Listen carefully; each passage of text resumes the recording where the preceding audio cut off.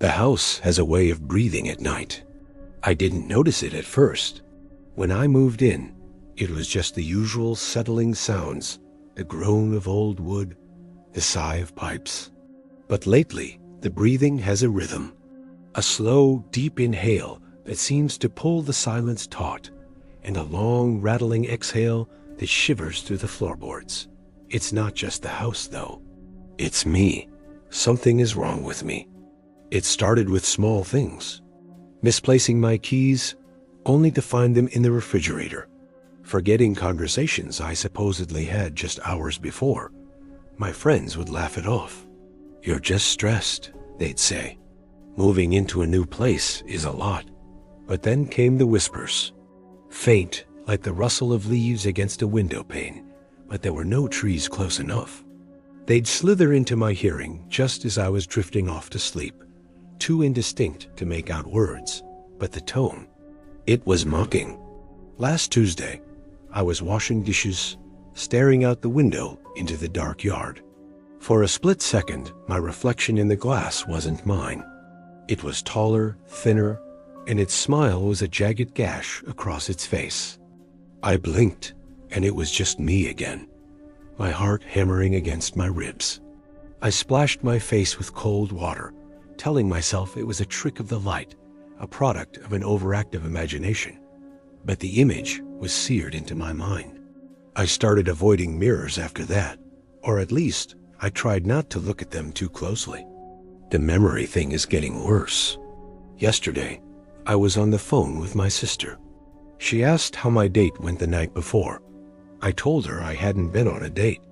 I'd stayed in, watched a movie, and went to bed early. There was a long pause on her end. "You called me right after," she said, her voice strained. "You told me all about him. A guy named Leo. You said he was charming but had cold hands. I have no memory of this. None. It's a complete blank. A chunk of my life, just gone. It feels like someone else is living in my body, borrowing my voice, making memories that aren't mine." Now, the whispers are getting clearer. They aren't just formless sounds anymore. They're shaping themselves into words. My name, over and over again. It comes from the corners of the room, from the dark space under the bed, from the empty hallway, just outside my door. It's a patient sound, a waiting sound.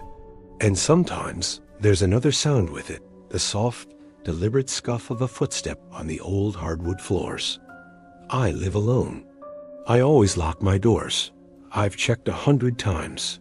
But the footsteps come anyway, slow, measured, pacing just out of sight. I've started recording myself at night. I set my phone on my nightstand, hit record, and hope to catch something, anything, to prove I'm not losing my mind. The first few nights, it was just the sound of my own restless sleep and the house's rhythmic breathing. But last night's recording, I listened to it this morning, my hands shaking so badly, I almost dropped the phone. For the first 2 hours, there was nothing but silence. Then, around 3 a.m., a voice. It was my voice, but it wasn't me. It was talking. A low, conversational tone, like I was speaking to someone right there in the room with me. I couldn't make out all of it, but I heard snippets. "Soon," my voice said. "It won't be long now." And then, a laugh. A cold, hollow laugh that didn't sound like me at all.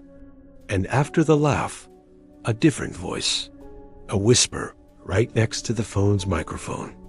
It was deep and raspy, a sound like dry leaves skittering across pavement. It said one clear, distinct word. "Good. I haven't slept since. I can't. The sun is setting, and the shadows in the house are growing long and distorted. They look like grasping fingers. The breathing is starting again. Inhale. Exhale.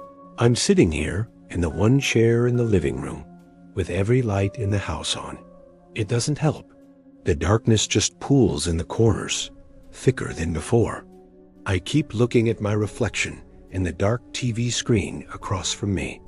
It's me for now, but my eyes look wrong. They look haunted. and I can feel a smile trying to pull at the corners of my mouth. It's not my smile.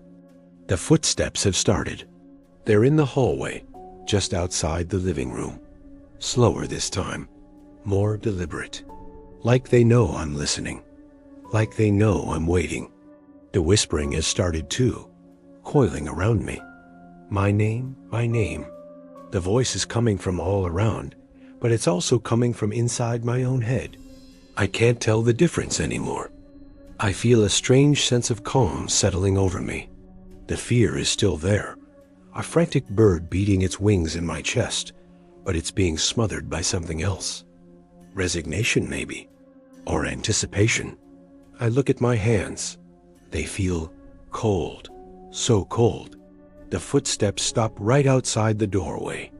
I can't see anything, just the dark opening into the hall. But I can feel it, a presence. The air is thick with it, heavy and ancient. A thought flickers through my mind, not my own, but clear as a bell. It feels like a memory I've had for 1,000 years. It's rude to keep a guest waiting. I stand up. My legs move on their own, smooth and certain. I walk towards the hallway. I can see my reflection in the darkened window by the door. I'm smiling. A wide, jagged, unfamiliar smile. The whispers are cheering now. My own voice joins them, not in my head this time, but out loud. Welcome home, I say. The footsteps start again, walking towards me from the darkness, and I walk forward to meet them.